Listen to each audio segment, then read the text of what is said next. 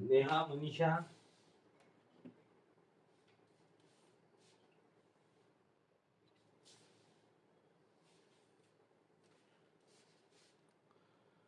Okay,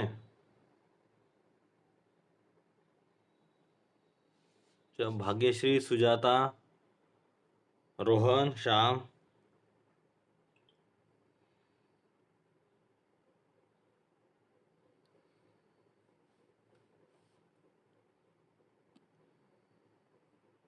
हम्म, याद है हमारा लास्ट टाइम में, है ना, हाफ वेव रेक्टिफायर के बाद में फुल वेव रेक्टिफायर हुआ था। ओके, और उसके बाद में हमने कहा था कि उसमें रिपल फैक्टर आ जाता है। ओके, उसके बाद में हमने रिपल फैक्टर के बारे में बात की थी, याद है सब लोगों को?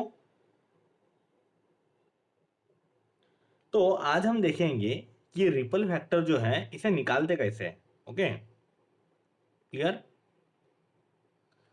देखो बात ऐसी है कि होता क्या है रिपल फैक्टर, सबसे पहले इसको एक बार शॉर्टली रिवाइज कर देता हूं मैं, ध्यान दो जरा, है ना। जसं लक्ष द्यायचं, होत काय असते कि एक्चुअली में जैसे हमारा रेक्टिफायर को हम क्या करते हैं, रेक्टिफायर रेक्टिफायर से हम लोगों को आउटपुट मिलता है। ओके, अब ये जो रेक्टिफायर का आउटपुट होता है ये इस तरह से हमारा स्ट्रेट लाइन होना चाहिए। रेक्टिफायर का आउटपुट कैसा होना चाहिए? स्ट्रेट लाइन होना चाहिए। ओके, इस तरह से। लेकिन होता क्या है कि रेक्टिफायर का जो आउटपुट है वो स्ट्रेट लाइन नहीं रहता है। तो बड़े मैसेजेस आ रहे हैं यार, है ना। तो होता क्या है, वो स्ट्रेट लाइन नहीं रहता। यहां पर क्या हो जाता है कि हमारा रेक्टिफायर का काम क्या था? रेक्टिफायर का काम क्या था? एसी वोल्टेज को डीसी वोल्टेज में कन्वर्ट करना। अब रेक्टिफायर जो है वो एसी वोल्टेज को डीसी वोल्टेज में कन्वर्ट करता है, लेकिन, है ना, अगर उसने उसका काम प्रॉपरली नहीं किया, अगर उसने उसका काम प्रॉपरली नहीं किया, तो ये जो हमारे वेव है ना, ये कुछ इस तरह से, ओके, या तो यहां से निकाल लो आप। ओके, यहां से यहां तक क्या होता है? ओके, ये होता है डीसी। ओके, ये जो हमारा डीसी वोल्टेज है ये इस तरह से स्ट्रेट यहां तक ही आना चाहिए था, लेकिन रेक्टिफायर का इम्प्रॉपर फंक्शनिंग की वजह से इसके अंदर एसी कंपोनेंट का कुछ पार्ट आ जाता है। एसी कंपोनेंट का क्या आ जाता है? कुछ पार्ट आता था। अब ये एसी कंपोनेंट का पार्ट, जिसे की कहते हैं रिपल, क्या कहते हैं इसको? रिपल। मतलब ये क्या है? ये इम्प्योरिटी है। ये क्या है? इम्प्योरिटी। हमें क्या चाहिए था? Unidirectional current, unidirectional voltage. हमें डीसी वोल्टेज चाहिए था, लेकिन हमारे डीसी वोल्टेज के साथ में थोड़ा बहुत एसी कंपोनेंट मिल गया, बराबर। उसकी हमें जरूरत थी क्या? नहीं। अब अगर डीसी कंपोनेंट मतलब continuous voltage, okay, continuous voltage, continuous current. अब इसमें क्या हो जाता है, ये रिपल की वजह से कंटिन्यूअस वोल्टेज ये फ्लक्च्युएट होने लगता है ना। म्हणजे काय होत राहते सुजाता मॅम, आपण आपल्या चार्जरला आपण काय करतो, आपल्या चार्जरला पिन कनेक्ट करतो। आपण आपल्या चार्जरला पिन कनेक्ट करतो, तर आपलं म्हणणं काय राहते की चार्जरला जर आपण पिन कनेक्ट केली तर ते एक्झॅक्ट ते तसंच तसंच आपल्या चार्जरला चार्ज करत राहिलं पाहिजे, आहे की नाही, कंटिन्युअसली। पण या फ्लक्च्युएशनमुळे व्होल्टेज कमी जास्त होतात। काय होतात? व्होल्टेज कमी जास्त होतो। आणि ही जी रिपल काय करते माहिती आहे, कधी जास्त तर कधी कमी।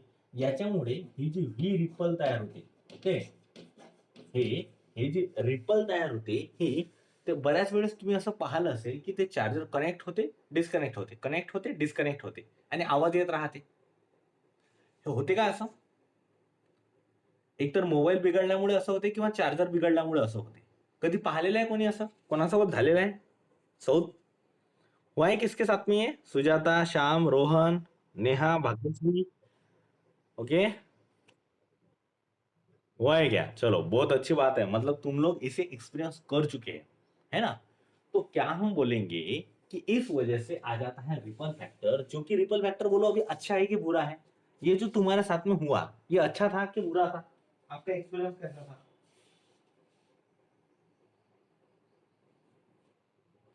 बुरा है ना? अच्छी बात है क्या ये? इससे या तो आपका मोबाइल खराब होने की चांसेस है, खराब हो सकता है ना आपका मोबाइल, या charging slot. Clear? Charging slot खराब होने की वजह से होता है ये, या तो फिर ये रिपल आने की वजह से होता है। तो ये जो रिपल फैक्टर था हमारा, मतलब ये जो गड़बड़ वाला फैक्टर था, ओके, जिसे हम कहेंगे रिपल फैक्टर। अब ये रिपल फैक्टर, ये रेशो था RMS value, that is root mean square value of AC to the, हम बोलेंगे value of DC, value of हमारा डीसी कंपोनेंट। क्लियर? क्लियर है सब? क्यों हो रहा था ये रिपल फैक्टर की वजह से। मतलब हम क्या चाहेंगे सऊद सर, ये रिपल कम से कम आए या तो फिर आए ही ना, ये रिपल कम से कम आए या तो फिर आए ही ना। तो हमारे लिए क्या रहेगा, सबसे बेस्ट रहेगा अगर रिपल ही नहीं आएंगी तो, है ना, रिपल ही नहीं आएंगी तो हमारा टाइम पास ही नहीं होगा, हमारा चार्जर खराब ही नहीं होगा। क्लियर है कह रहे? यस नो बोलो, है ना। क्या मैं कहूँ, ये चीज अगर आपको ये रिपल वाली चीज निकालनी है तो आपको फिल्टर लगाना पड़ेगा। ये जो रिपल होता है ना, इस मीन्स फ्लक्चुएशन जो आ रहा है हमारे आउटपुट में, ये निकालने के लिए हम एक फिल्टर सर्किट यूज करते हैं। क्या यूज करते हैं? Filter circuit. जो कि हमारा ये यहाँ पर रेक्टिफायर था, देखो,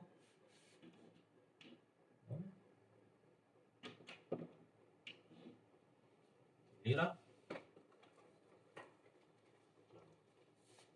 तो यहाँ पर ये हमारा रेक्टिफायर हो गया, ओके। रेक्टिफायर के पास में, रेक्टिफायर के बाद में लगाया जाता है फिल्टर। क्या लगाया जाता है? फिल्टर। अब ये फिल्टर किस चीज के लिए लगाया जा रहा है बताओ, हमें तकलीफ किसकी है? तकलीफ किसकी है? दिव्या मैम, वैष्णवी मैम, बताओ जरा। रिपल फैक्टर की। Very good. तकलीफ किसकी? हमें रिपल की। हमें डीसी चाहिए था, डीसी में एसी की इन्वॉल्वमेंट है, इसकी तकलीफ है। अब हम ये तकलीफ हम दूर करना चाहते हैं, इसके लिए हम क्या लगाएंगे? फिल्टर। अब ये जो फिल्टर होता है, ओके, ये फिल्टर के अंदर क्या होता है?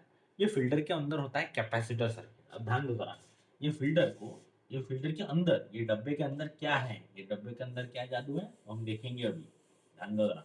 क्या मैं कहूंगा, ओके, ये फिल्टर के अंदर होता है आरसी सर्किट, मतलब रेजिस्टिव कैपेसिटिव सर्किट, ओके। इसे हम आरसी फिल्टर कहते हैं, ओके, जिसमें रेजिस्टेंस और कैपेसिटर दो कंपोनेंट यूज होते हैं। अब ध्यान दो जरा, ये रेक्टिफायर से यहाँ पे दो लाइंस आ रही है, ओके। अब इस ये जो डीसी कंपोनेंट है, इसके अंदर आ रहा है रिपल फैक्टर, तो यहाँ पर लगाया जाता है एक कैपेसिटर। क्या लगाया जाता है? एक कैपेसिटर लगाया जाता है। और फिर आता है हमारा लोड रेजिस्टेंस। उसके बाद में क्या लगाया जाता है? लोड रेजिस्टेंस आरएल, कि जिसके अक्रॉस में हम लोगों को क्या मिलता है? वीडीसी मिलता है, मतलब या तो फिर आउटपुट डीसी वोल्टेज मिल जाता है।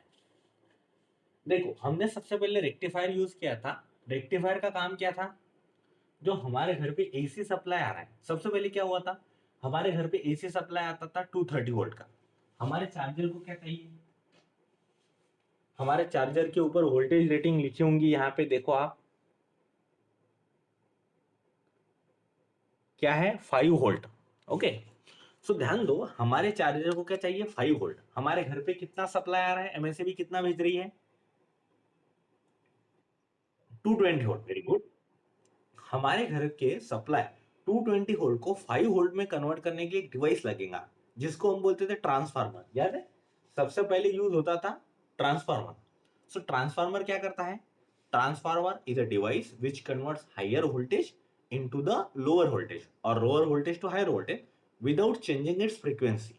तो यहाँ पर स्टेप डाउन ट्रांसफार्मर लग रहा था, जो कि 220 वोल्ट को 5 वोल्ट में कन्वर्ट कर रहा था, मतलब कम कर रहा था, ज्यादा वोल्टेज को कम कर रहा है विदाउट चेंजिंग इट्स फ्रीक्वेंसी। तो ये होता है step down transformer. Clear Sujata ma'am? तो सबसे पहले हमारे चार्जर के अंदर जो कंपोनेंट आया वो था स्टेप डाउन ट्रांसफार्मर। इसने क्या किया? हमारे हायर वोल्टेज को लोअर वोल्टेज में कन्वर्ट किया। लेकिन वोल्टेज एसी आया था हमारे घर पे, एसी वोल्टेज आता है तो एसी का एसी रहेगा। क्लियर? समझ में आया क्या भाग्यश्री, श्याम, रोहन, नेहा, कल्याणी? समझ में आया क्या सौद? ओके। हाँ, क्या मैं कहूँ इसके बाद में क्या हुआ, इसके बाद में क्या हुआ, इसके बाद में आ गया रेक्टिफायर। रेक्टिफायर क्या करता है, rectifier is a device which converts AC voltage into the DC voltage. उस अब क्योंकि हमें तो डीसी वोल्टेज चाहिए ना, हमारे यहाँ पे हमारे मोबाइल के अंदर बैटरी जो लगी हुई है वो बैटरी तो डीसी है ना। सो डीसी बैटरी को चार्ज करने के लिए डीसी वोल्टेज चाहिए। सो हमारे घर पे तो एसी आया, ट्रांसफार्मर भी higher voltage to lower voltage AC में ही कन्वर्ट किया। तो एसी टू डीसी कन्वर्ट करने के लिए हमें क्या लगा, रेक्टिफायर लगा। तो हमने रेक्टिफिकेशन किया, एसी वोल्टेज को डीसी वोल्टेज में कन्वर्ट किया था। अब जब AC voltage, when we convert AC voltage into DC voltage, what will happen? Some, okay, distraction or some ripple factor will or ripple voltage will be involved in the output. तो AC का DC करने में जो rectifier काम करता है उसके साथ में चुपके से कुछ AC कंपोनेंट इन्वॉल्व हो जाता है जिसकी हमें जरूरत नहीं है, वो चीज आ गई। समझ में आया क्या? जैसे गवात खड़े, ओके, हम गेहूं पिसाने लेके जाते हैं, उसके साथ में एक दो कंकड़ भी पीसे जाते हैं। ओके, समझ में आया क्या? होता है ऐसा कभी कभी रूपाली, है ना। इससे, है ना, हमें वो कंकड़ चाहिए नहीं थे लेकिन वो आ गए, तो वो है ripple factor. Clear? Ripple factor हमने देखा था RMS value of AC component to the value of DC component. Ripple factor जितना कम हो उतना हमारे लिए अच्छी बात है, रिपल फैक्टर ज्यादा अच्छी बात नहीं है। तो ये जो कम रिपल फैक्टर आया, अब हम उस रिपल फैक्टर को निकालने के लिए, ये रिपल फैक्टर फ्लक्चुएशन प्रोड्यूस कर रहा है, इन फ्लक्चुएशन को निकालने के लिए हमने यूज किया फिल्टर सर्किट। फिल्टर सर्किट हम यूज करते हैं आरसी फिल्टर, जो कि बहुत सस्ता होता है ना। मैं सस्ती सुंदर टिकाऊ चीजें पसंद है। आरसी फिल्टर क्या करता है, जो रेक्टिफायर में के आउटपुट से, रेक्टिफायर का ये क्या है, आउटपुट, रेक्टिफायर का आउटपुट जो आता है उसके अंदर के रिपल फैक्टर का निकालने के लिए RC, sorry, okay, RC filter use होता है।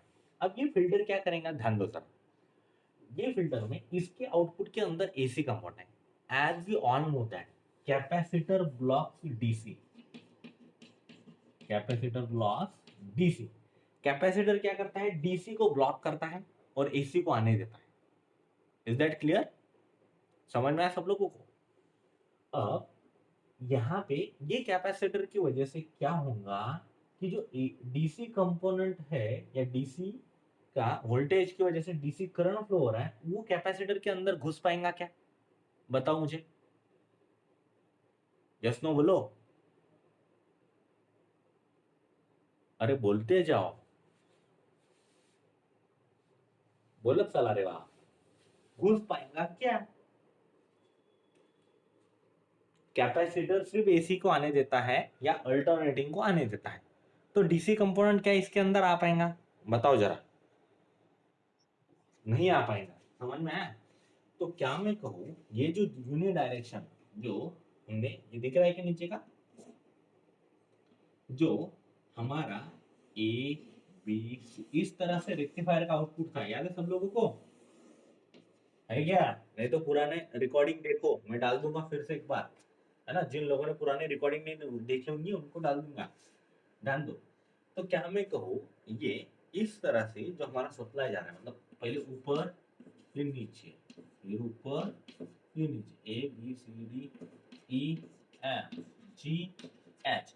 अब होगा क्या, है ना। अब क्या होने वाला है, क्या मैं कहूँ, ये जो वोल्टेज इसके अंदर, ये यहाँ से आएगा जीरो हमारा। होता क्या है कि फिल्टर की वजह से जो एसी कंपोनेंट है वो कैपेसिटर के अंदर जाता है और कैपेसिटर को चार्ज करता है। What will happen? The output of rectifier, okay, output of rectifier which includes ripple factor, okay, which includes ripple in it. So the AC component will charge the capacitor in the manner, in this manner, okay. After that, the ripple charges the capacitor, okay, it will discharge it in the same direction, the capacitor will discharge it in the same direction, and the DC component, because of the DC current, will get the output across load resistance. तो देखो, ये जो आ गया ना, इसमें का DC AC लेके आया थोड़ा बहुत, एसी का कंपोनेंट कैपेसिटर के अंदर चला गया, और डीसी इधर आ रहा है, तो हमें आउटपुट में क्या मिला, डीसी। चांदनी सर का काम करते। समझ में आया क्या? ये फिल्टर क्या कर रहा है, जैसे गेहूं को, है ना, अगर छन्नी से निकालो तो वो जो बड़े बड़े कंकड़ होते हैं ऊपर निकल जाते हैं, है ना, गेहूं गेहूं, या तो फिर छोटे अगर कंकड़ रहे तो वो छन्नी से नीचे गिर जाते हैं, है कि नहीं, मातेर जाला म्हणतात। और ऊपर क्या रह जाते हैं, गहू रह जाते हैं, गेहूं रह जाते हैं, और बड़े बड़े कंकड़ रह जाते हैं। क्लियर? तो ये काम कर रहा है कैपेसिटर फिल्टर। समझ में आया क्या? जो रिपल फैक्टर के साथ में डीसी आ रहा है, डीसी इधर चला जा रहा है, रिपल फैक्टर का जो एसी कंपोनेंट है कैपेसिटर के अंदर चला जा रहा है, कैपेसिटर को चार्ज कर दे रहा है, और कैपेसिटर बाद में खुद को डिस्चार्ज करने का। क्लियर? उसी मैनर में। यस नो बोलो रे, है ना? So can I say that in this way, okay, you will get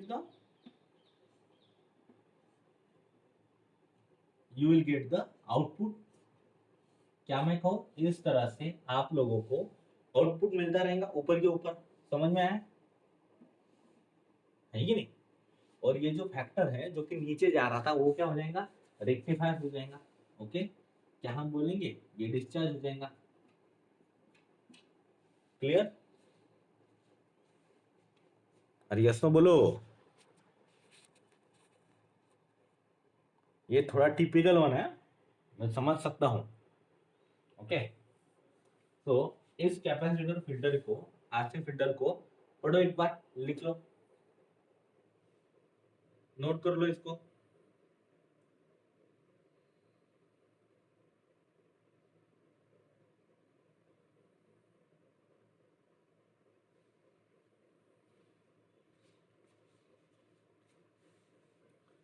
अब मुझे बताओ, क्या ये डीसी तुम लोगों को रेगुलेटेड दिख रहा है? जो आउटपुट है क्या तुम लोगों को रेगुलेटेड दिख रहा है? ये बताओ जरा, अरे बताओ, दिख रहा है क्या? So it is called unregulated DC, है ना, क्योंकि इसमें फ्लक्चुएशन आ रहा है ना, इस वजह से अनरेगुलेटेड है। अब अगर हमें ये अनरेगुलेटेड डीसी सप्लाई को अब वो रेगुलेट करना है तो उसके लिए हमें रेगुलेटर लगेगा। क्लियर? अगर ये आउटपुट विदाउट फ्लक्चुएशन आ जाए तो इसे कहेंगे रेगुलेटेड डीसी। ओके, अब ये कैपेसिटर फिल्टर के बहुत सारे एप्लीकेशन है ना। अब ये भले ही अनरेगुलेटेड डीसी सप्लाई हम लोगों को दे रहा है, लेकिन ये सस्ता है। इसको क्यों यूज करते हैं श्याम सर? सस्ता है, हल्का है, सुंदर है, टिकाऊ है। ओके, ज्यादा लोड नहीं लेता, ज्यादा पैसे खर्चा नहीं कराता हमारे। समझ में आया क्या?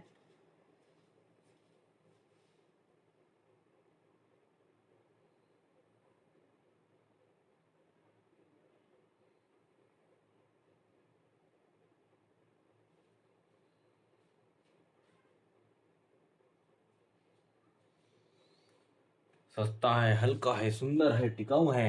ओके, ये सारे एप्लीकेशन है इसके, लिखो जल्दी।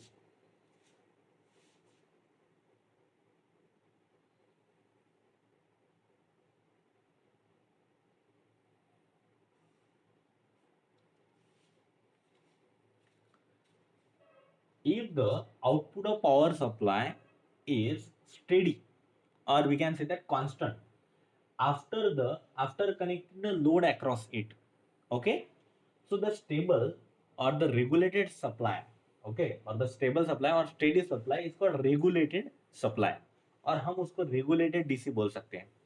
If the output changes after connecting the load resistance across it, अगर उसका आउटपुट चेंज हो रहा है रेगुलेटर, ओके, या तो फिर लोड रेजिस्टेंस को उसके अक्रॉस से लगाने से, तो क्या वो रेगुलेटेड सप्लाई रहेगा? वो रहेगा अनरेगुलेटेड सप्लाई। क्लियर? अच्छा, अब ध्यान दो जरा, बात क्या थी। ओके, क्या हम कहेंगे ये अनरेगुलेटेड, ये डीसी सप्लाई अनरेगुलेटेड हो रहा है, उसे रेगुलेट करने के लिए हमें कुछ तो भी करना पड़ेगा, बराबर? अब उसे अगर रेगुलेट करना है तो हमें वोल्टेज रेगुलेटर यूज करना पड़ेगा।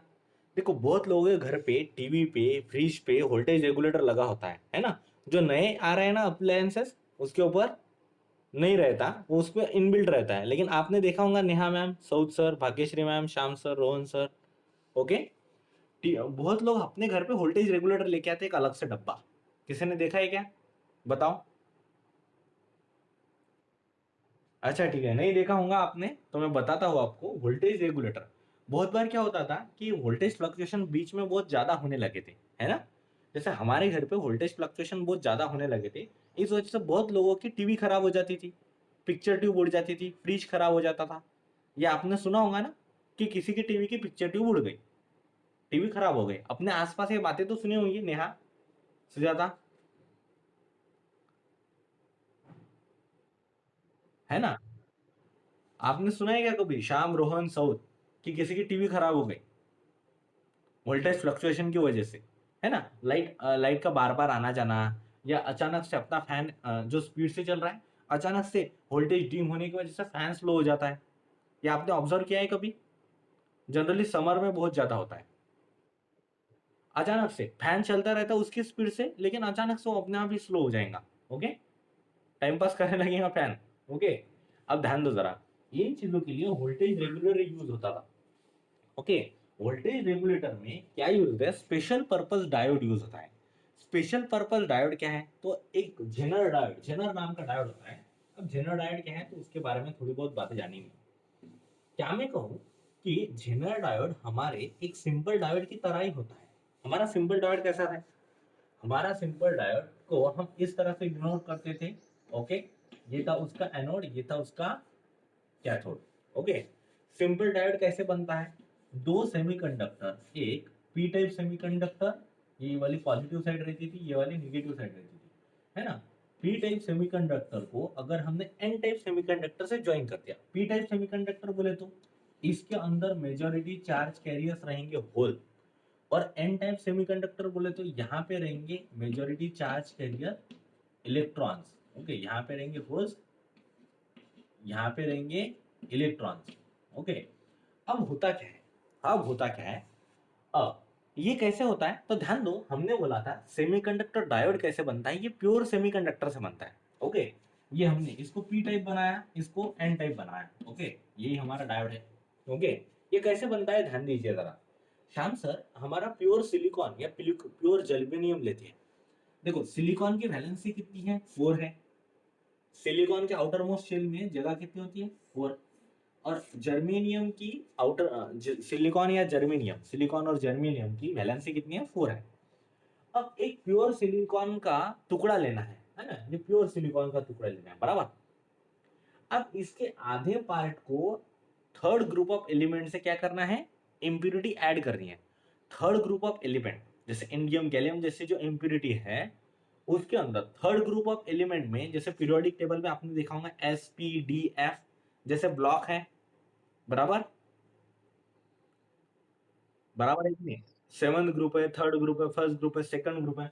अब क्या मैं कहूँ, अगर थर्ड ग्रुप ऑफ एलिमेंट से, थर्ड ग्रुप ऑफ एलिमेंट से किसी एलिमेंट की इसके अंदर इम्प्यूरिटी ऐड करती है, प्योर चीज में इम्प्यूरिटी को ऐड करने को कहते हैं डोपिंग। क्या कहते हैं, डोपिंग। तो क्या मैं कहूँ, इसमें अगर थर्ड ग्रुप ऑफ एलिमेंट से इम्प्यूरिटी ऐड कर दी, जिसके आउटर मोस्ट शेल में 3 इलेक्ट्रॉन है, 3 इलेक्ट्रॉन है, इसके पास कितने होल है, 4 होल है, और इलेक्ट्रॉन कितने आ गए, थर्ड ग्रुप ऑफ एलिमेंट की अगर इम्प्यूरिटी ऐड करेंगे तो 3। तो इसके अंदर एक गया, इसके अंदर एक गया, इसके अंदर एक गया, बचा कौन सा, ये खाली। अब मुझे बताओ, इलेक्ट्रॉन कैरी करता है निगेटिव चार्ज, तो उसके उल्टा होल क्या चार्ज कर, होल कौन सा चार्ज कैरी करेगा, बताओ। इलेक्ट्रॉन अगर negative, hole positive charge carry करेगा, या तो पी। तो ये जो सेमीकंडक्टर बन जाता है ना, ये पी टाइप सेमीकंडक्टर बन जाता है। उसी तरह से अगर हमारे पास में प्योर सिलिकॉन है, और हमने फिफ्थ ग्रुप ऑफ एलिमेंट से अगर इम्प्यूरिटी ऐड कर दी, फिफ्थ ग्रुप ऑफ एलिमेंट से अगर किसी एलिमेंट की इम्प्यूरिटी ऐड कर देते, तो इसे भी कहेंगे डोपिंग। डोपिंग अगर पांचवें ग्रुप से हो रही है, तो फिफ्थ ग्रुप ऑफ एलिमेंट के आउटर मोस्ट शेल में, एलिमेंट के आउटर मोस्ट शेल में 5 इलेक्ट्रॉन रहेंगे। ये 5 में से एक इलेक्ट्रॉन इसके साथ पेयर करेगा, एक इलेक्ट्रॉन इसके साथ पेयर करेगा, एक इलेक्ट्रॉन इसके, एक इलेक्ट्रॉन इसके, एक इलेक्ट्रॉन बच गए। अब इलेक्ट्रॉन बच गया, वो इसके पास में है, डोपिंग की वजह से। क्या मैं कहूँ, इलेक्ट्रॉन के ऊपर चार्ज कौन सा होता है रे, निगेटिव। इलेक्ट्रॉन के ऊपर चार्ज कौन सा होता है, निगेटिव। क्या मैं कहूँ, इलेक्ट्रॉन के ऊपर अगर चार्ज निगेटिव है, तो ये जो सेमीकंडक्टर का टाइप बन गया होगा एन टाइप सेमीकंडक्टर। समझ में आया क्या, मतलब निगेटिव टाइप सेमीकंडक्टर, और ये है पॉजिटिव टाइप सेमीकंडक्टर। समझ में आया क्या सब लोगों को? समझ में आया क्या? हाँ, तो यही हमारा सेमीकंडक्टर डायोड है। ओके, यही हमारा सेमीकंडक्टर डायोड है। तो एक प्योर सेमीकंडक्टर को, आधे पार्ट को पी टाइप सेमीकंडक्टर बनाते हैं by adding impurity from the trivalent element. Okay, by adding impurity of trivalent element. Okay, और दूसरे आधे पार्ट को पेंटावेलेंट इम्प्योरिटी से क्या करते हैं, डोप करते हैं। पहले को डोप किया ट्राइवेलेंट इम्प्योरिटी से, दूसरे पार्ट को डोप किया पेंटावेलेंट इम्प्योरिटी से। इस वजह से वो जो सेमीकंडक्टर था उसका आधा हिस्सा पॉजिटिव जैसा बिहेव करने लगता है, तो उसे बोलते हैं पी टाइप सेमीकंडक्टर, और दूसरा आधा हिस्सा निगेटिव जैसा बिहेव करने लगता है, उसे कहते हैं negative type N type semiconductor. Clear? समझ में आया सब लोगों को? अब जब इनको जोड़ते हैं, एक पी टाइप सेमीकंडक्टर को जब एन टाइप सेमीकंडक्टर से जोड़ते हैं, या तो फिर एक ही सेमीकंडक्टर के अंदर हमने जुगाड़ कर दिया, तो इस वजह से जो बनता है, जो स्ट्रक्चर बनता है, उसे कहते हैं पीएन जंक्शन डायोड। क्या कहते हैं? PN junction diode. इसके बारे में हमने ऑलरेडी पढ़ा था, याद है आप लोगों को? अभी रेक्टिफायर पढ़ने से पहले पढ़ा था। यस नो बोलो, बोल तो जाओ, नहीं पढ़ाऊंगा तो भी रिवाइज हो जा रहा है अभी, है ना? बहुत लोगों ने, बहुत लोगों क्या है, रिवीजन हो जाएंगे। क्लियर? समझ में आया क्या सब लोगों को? यस नो बोलो। क्या मैं कहूँ, ये पीएन जंक्शन डायोड है। इसे जंक्शन डायोड क्यों कहते हैं? जब पी टाइप सेमीकंडक्टर से एन टाइप सेमीकंडक्टर जुड़ता है तो क्या हो जाता है, ये जंक्शन के पास के जो इलेक्ट्रॉन है ना, ये होल में घुस जाएंगे। देखो, ये होल और इलेक्ट्रॉन एक दूसरे के साथ में पेयरिंग कर लेते हैं, है ना? इस वजह से यहाँ पर एक बैरियर पोटेंशियल बन जाता है। क्लियर? एक क्या बन जाता है, एक बैरियर पोटेंशियल बन जाता है पीएन जंक्शन, जंक्शन के पास में, है ना? जो आपके P type semiconductor N type semiconductor से ज्वाइन होता है, वहां पे बन जाता है जंक्शन। यस नो बोलो। समझ में आया? तो ये है पीएन जंक्शन डायोड। अब पीएन जंक्शन डायोड की वर्किंग क्या थी? पीएन जंक्शन डायोड तभी काम करता था जब इसको फॉरवर्ड बायस में कनेक्ट करते थे।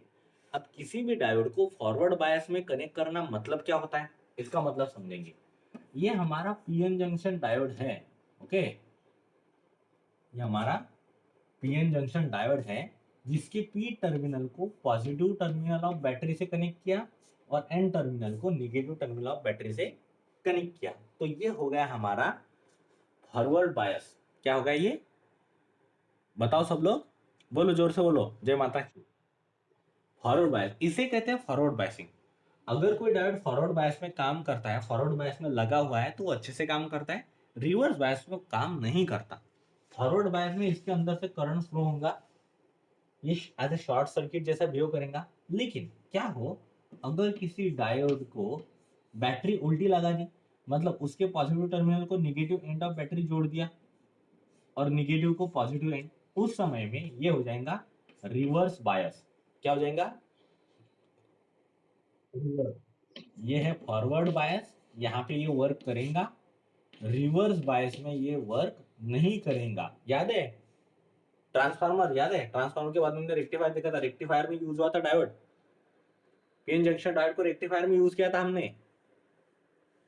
हाफ वेव रेक्टिफायर देखा था, फुल वेव रेक्टिफायर देखा था, उसके रिकॉर्डिंग में डाल दूंगा, लगे तो आपको देख लेना, है ना? जो नए हैं, इसके अंदर से करंट फ्लो नहीं होता, क्योंकि ये एक्ट करता है एज ओपन सर्किट। कैसा एक्ट करता है? Open circuit.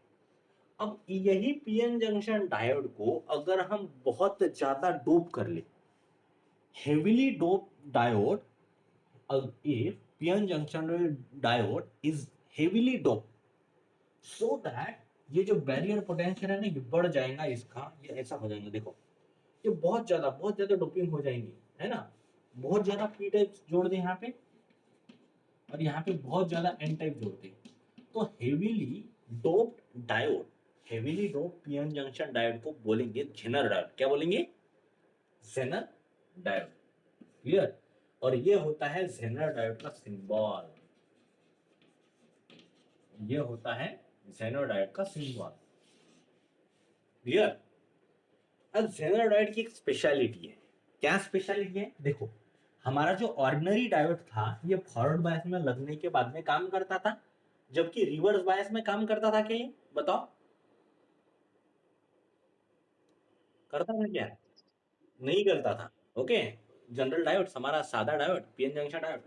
लेकिन जो जेनर डायोड जो है फॉरवर्ड बायस में लगने के बाद में तो सिंपल डायोड जैसा वर्क करता है। when Zener diode is connected in a forward bias, okay, so it act like a general diode, it act like a simple pn junction diode। तो ये सिंपल पीएन जंक्शन डायोड जैसा work करता है, लेकिन जब इसे रिवर्स बायस में connect किया जाता है, मतलब बैटरी के उल्टे टर्मिनल से, तो ये रिवर्स बायस में भी वर्क करता है।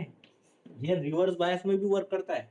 कौन सा डायोड रिवर्स बायस में वर्क करता है? तो जेनर डायोड। समझ में आया सब लोगों को? बात समझ में आई क्या? यस नो बोलते जाओ, है ना? तो क्या हम कहेंगे जेनर डायोड रिवर्स बायस में वर्क करता है। अब जेनर डायोड रिवर्स बायस में कैसे वर्क करता है, ध्यान दो जरा। बात ऐसी है कि फॉरवर्ड बायस में हमारा ये जनरल डायोड जैसा एक्ट कर रहा था, रिवर्स बायस में हेवी डोपिंग होने की वजह से अगर इसके अक्रॉस का वोल्टेज बढ़ा दिया जाए, बढ़ा दिया जाए, बढ़ा दिया जाए, रिवर्स वोल्टेज, रिवर्स वोल्टेज, तो उसके अंदर ब्रेकडाउन हो जाता है। ओके, जनरली दो तरह के ब्रेकडाउन होते हैं, एवेलेंचे ब्रेकडाउन और जेनर ब्रेकडाउन। क्या कौन से कहा मैंने? एवेलेंचे ब्रेकडाउन और जेनर ब्रेकडाउन।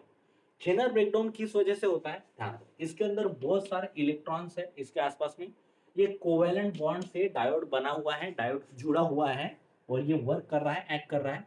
लेकिन ज्यादा रिवर्स वोल्टेज लगाने की वजह से, ज्यादा higher, because of higher reverse voltage, higher reverse voltaging, क्या हो जाता है, ये कोवेलेंट बैंड जो है, ये कोवेलेंट बॉन्ड जो है, ओके, जो उस डायोड को कनेक्ट कर रही है, इस बैरियर को, ये क्या हो जाती है, ब्रेक हो जाती है और ये इलेक्ट्रॉन जो है वो फ्री हो जाते हैं, है ना? जो जिन लोगों ने यहाँ पे पेयरिंग की थी ना, वो इलेक्ट्रॉन क्या हो जाते हैं, फ्री हो जाते हैं। They are free to conduct, free to move, ये कंडक्शन के लिए फ्री हो जाते हैं, इस वजह से ये ब्रेकडाउन हो जाता है और इसे कहते हैं जेनर ब्रेकडाउन। और जेनर ब्रेकडाउन की वजह से ये हमारा डायोड रिवर्स बायस में भी काम करने लग जाता है। देखो, रिवर्स बायस में भी काम करने लग जाता है, क्लियर है? यस नो बोलते जाओ। अब ध्यान दो जरा, क्या मैं कहूँ, जेनर डायोड जो कि रिवर्स बायस में भी काम कर रहा है, लेकिन इसकी एक स्पेशलिटी है, ये लो करंट जब आएगा तो उसको ज्यादा रेजिस्टेंस ऑफर करेगा, है ना? और ज्यादा करंट आएगा तो लो रेजिस्टेंस ऑफर करेगा, ये इसकी प्रॉपर्टी है। इससे क्या होता है, जेनर डायोड के अक्रॉस को जो वोल्टेज होता है ना, जिसको वीजेड बोलो, ये वीजेड हर बार कांस्टेंट रहता है। और इस प्रॉपर्टी की वजह से ही जेनर डायोड को as a voltage regulator use करते हैं। जेनर डायोड की इस प्रॉपर्टी की वजह से ही इसे वोल्टेज रेगुलेटर में लेते हैं। याद है हमने वोल्टेज रेगुलेटर की बात की थी अभी थोड़ी देर पहले? तो वोल्टेज रेगुलेटर में जेनर डायोड को क्यों लेते, तो इस वजह से। समझ में आया? इस प्रॉपर्टी की वजह से। ओके, क्लियर है? यस नो बोलो।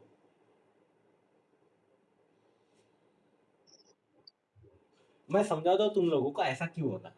जैसे कि कुछ कुछ होते हैं ना, कुछ कुछ बच्चे होते हैं, ओके, जो वो खेलने के टाइम अगर, मतलब ये क्या कर रहा है, देखो, जब करंट छोटा आ रहा है तो उसको ज्यादा रेजिस्टेंस ऑफर कर रहा है ना? और करंट बड़ा आ रहा है तो उसको कम रेजिस्टेंस ऑफर कर रहा है, जानते बजानते। इसके अक्रॉस में करंट मल्टीप्लाइड बाय रेजिस्टेंस क्या होगा, वोल्टेज ड्रॉप होगा। इसके अक्रॉस में वोल्टेज ड्रॉप हर बार सेम रह रहा है। इसके अक्रॉस में जो वोल्टेज मिल रहा है ना रिवर्स बायस में, वो हर बार कैसा मिल रहा है, सेम मिल रहा है। ओके, ये कैसे होता है, कुछ कुछ बच्चे होते हैं जो छोटे छोटे बच्चे खेलने को आते हैं, उसके ऊपर बहुत दादागिरी करेंगे, चल रहा है सीधा रहा है ऐसा, आउट है तो आउट नहीं है, कि नहीं, क्रिकेट खेलने में। लेकिन कोई बड़ा बच्चा आ गया तो उसको बोलेंगे ठीक है भैया, हाँ ठीक है, आउट है क्या, तो आउट है, नहीं है तो नहीं है। समझ में आया? ये कब डेयरिंग करते हो, कब डेयरिंग नहीं करते। आप लोगों ने भी किया होगा ना बुलिंग कभी, खेलते समय अपने छोटे भाई बहनों के ऊपर करते हैं ना हम लोग, और बड़े भाई बहन हमारे पर करते हैं। एक्सपीरियंस किया है कि नहीं है कभी? किसको किया है क्या रे? भाग्यश्री, नेहा, कल्याणी, हम छोटी बहनों को तो बस, छोटी बहनों को तो चाय ला, पानी ला, ओके।